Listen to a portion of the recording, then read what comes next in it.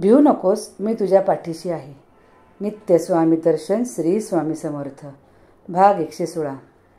स्वामी अक्कलकोटात असताना दूर दूरहून लोक त्यांना भेटायला येत असत. एकदा काय झाले तर स्वामींना भेटायला 3 ज्ञानी पंडित आले.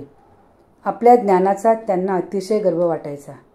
स्वामींची कीर्ती त्यांच्या कानावर गेल्यावर त्यांना वाटले की स्वामींशी आपण वादविवाद करावा आणि त्यांना हरवावे. स्वामींनी आपल्याला विजयपत्र द्यावे म्हणून ते तिघेजण अक्कलकोटी आले आणि म्हणू लागले, हे स्वामी कोठले आहेत कोण, केव्हा केले संन्यास ग्रहण, येथे राहण्याचे काय कारण, मठ संप्रदाय कोणता. लोकांपाशी या 3 पंडितांनी स्वामींची माहिती विचारायला सुरुवात केली. लोकांनी काय केले तर चोळाप्पाला बोलवून घेतले. चोळाप्पाच्या लक्षात आले की या पंडितांना आपल्या टिचभर ज्ञानाची घमेंड आली आहे. स्वामींचा कुलवृत्तांत विचारणाऱ्या ह्या तिघांचे गर्वहरण होणे मात्र आवश्यक आहे. म्हणून चोळाप्पाने काय केले तर या तिघांना स्वामींच्या समोर नेऊन उभे केले.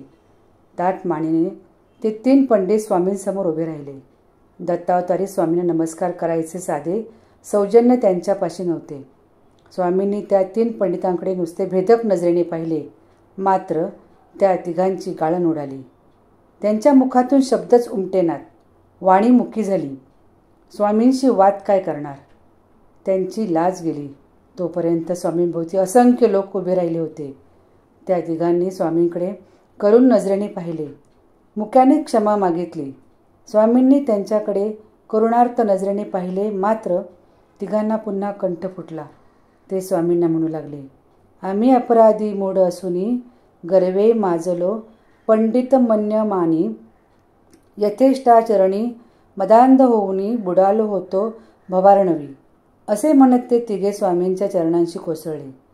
स्वामींनी त्यांना अलगद उठवले. त्या क्षणी स्वामी स्पर्शाबरोबर त्यांचा गर्व वाहून गेला आणि नम्र होऊन त्यांनी स्वामींचे दास्य स्वीकारले.